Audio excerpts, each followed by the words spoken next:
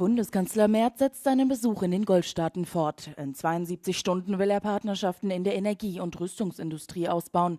Dahinter steht das Ziel, Deutschlands Abhängigkeit von den Vereinigten Staaten und China zu verringern. Merz wird dabei von führenden Wirtschaftsvertretern begleitet. Erste Station seiner Reise war Riyadh in Saudi-Arabien. Dort traf er am Mittwochabend Kronprinz Mohammed bin Salman zu bilateralen Gesprächen. Weitere Ziele der Reise sind Katar und die Vereinigten Arabischen Emirate. Der Besuch ist Teil einer breiter angelegten Zusammenarbeit zwischen Deutschland und den Golfstaaten, politisch, wirtschaftlich und sicherheitspolitisch. Kurz vor dem Abflug nach Riyadh betonte Merz, solche Partnerschaften seien heute wichtiger denn je, da internationale Politik zunehmend von Großmächten geprägt werde. Er warb für eine engere Zusammenarbeit am Golf, insbesondere in der Energie- und Rüstungsindustrie. Zugleich kündigte er an, Berlin wolle bei Waffenexporten künftig weniger restriktiv vorgehen. Russland und die Ukraine haben den Austausch von 314 Kriegsgefangenen vereinbart. Beide Seiten trafen die Übereinkunft am zweiten Tag ihrer Gespräche in Abu Dhabi. Der russische Unterhändler Kirill Dmitrijew sah eine positive Entwicklung in Richtung eines Friedensabkommens, warf den europäischen Ländern aber vor, die Gespräche zu behindern. Der Vorsitzende des ukrainischen Sicherheitsrates Rustem Umerov sagte, die Gespräche würden mit trilateralen Konsultationen fortgesetzt. Kreml-Sprecher Dmitri Peskow gab an, Russland werde bis zu einem Einlenken der Ukraine weiterkämpfen. Moskau fordert die Anerkennung von Donezk und Luhansk als russisches Territorium. Außerdem soll sich die Ukraine aus Teilen Saporischschjas und Chersons zurückziehen. Der ukrainische Präsident Volodymyr Zelensky gab zuletzt an, die Eroberung der Ostukraine werde Russland in 2 Jahren weitere 800.000 Menschenleben kosten. Die US-Denkfabrik CSIS schätzt die Zahl der getöteten Soldaten auf russischer Seite seit 2022 auf rund 325.000, auf ukrainischer Seite auf bis zu 140.000. Der letzte noch verbliebene bilaterale Vertrag zwischen den USA und Russland zur Begrenzung strategischer Atomwaffen ist am Donnerstag ausgelaufen. Damit endet die gegenseitige Kontrolle über die Nuklearwaffenarsenale. Der Vertrag zur Reduzierung strategischer Waffen, New START genannt, war 2010 zwischen dem damaligen Präsidenten Barack Obama und seinem russischen Amtskollegen Dmitri Medvedev unterzeichnet worden. Im Rahmen des Abkommens einigten sich beide Länder darauf, ihre Nuklearstreitkräfte drastisch auf 1550 Sprengköpfe und nicht mehr als 700 Raketen und Bomber für den Kampfeinsatz zu reduzieren. Russlands Präsident Putin zeigte sich zuletzt bereit, das Abkommen zu verlängern. Россия готова после 5 февраля 2026 года продолжить в течение 1 года придерживаться центральных количественных ограничений по договору о СНВ.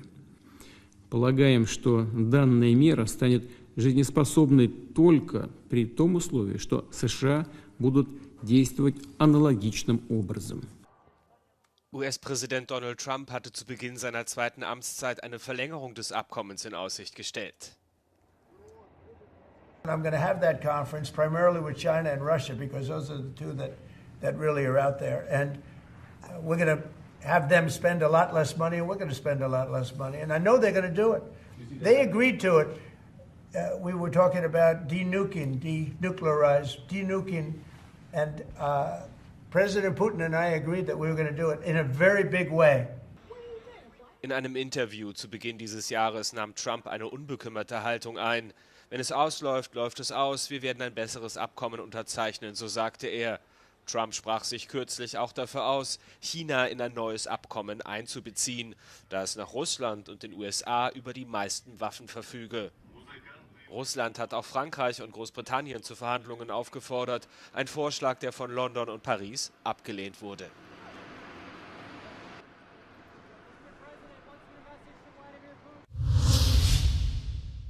Sturm Leonardo hat Spanien und Portugal mit voller Wucht getroffen. Er ist der jüngste in einer Serie heftiger Unwetter dieses Jahres und brachte starke Regenfälle über die Iberische Halbinsel. Es kam zu Überschwemmungen, tausende Menschen mussten ihre Häuser verlassen. In Portugal starb ein Mann höheren Alters. Er wurde von der Strömung mitgerissen, als er versuchte, mit dem Auto eine überflutete Stelle zu überqueren. In der spanischen Region Andalusien wurden rund 3.500 Menschen in Sicherheit gebracht. Hunderte Soldaten unterstützten die Rettungsdienste. In der gesamten Region blieben Schulen geschlossen. Außerdem wurden zahlreiche Zugverbindungen gestrichen. Für Portugal kommt der Sturm zur Unzeit. Das Land kämpft noch mit den Folgen von Sturm Christine aus der vergangenen Woche. Dabei gab es mindestens 5 Tote und Hunderte Verletzte. Die Rettungsdienste waren noch mit Stromausfällen, umgestürzten Bäumen und Erdrutschen beschäftigt, als Leonardo die Halbinsel erreichte. Mehr als 11.000 Einsatzkräfte kämpften gegen die Folgen des Unwetters. In Zentralportugal wurden zudem rund 200 Einwohner vorsorglich in Sicherheit gebracht. Iran dominating the geopolitics as this region, the Middle East and the Gulf, look for answers and a way out of a diplomatic crisis that could now escalate into a full-blown military conflict between the United States and Iran. The Gulf repeating this is a time for stability, for reforms, for economic progress, and certainly not war. That call was also echoed by one of the countries that could be affected by a knock-on effect if indeed there is a regional escalation and war does take place, and that is, of course, Lebanon. The Lebanese Prime Minister Nawaf Salam told us his country's focus on reform, stability, and he wants to see the same applied to the entire region. First of all, we want, stability of the region comes first for us. Definitely, anything that could avoid an all-out war in the region is be more than welcome.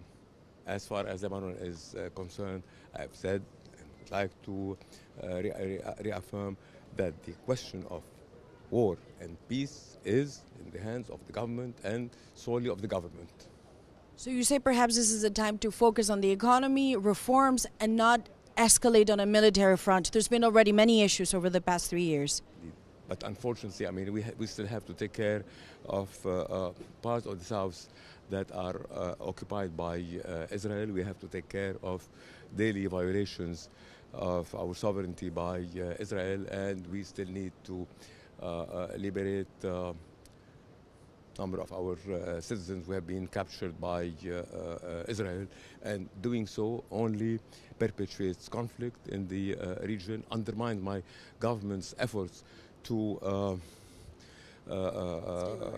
not to expand state authority over the whole country, and only fuels instability. And just finally, what is your message to European leaders? They say they want to be more engaged, also help your country, help the region. What is your message now for the European Union?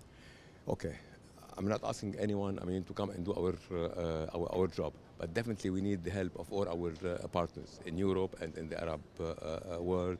And on March 6th, a conference to support the Lebanese armed forces is planned in Paris, and we'll need their help because the army is our main tool to enforce our goal to have a monopoly over arms in the country, and to restore state authority over all the Lebanese territory.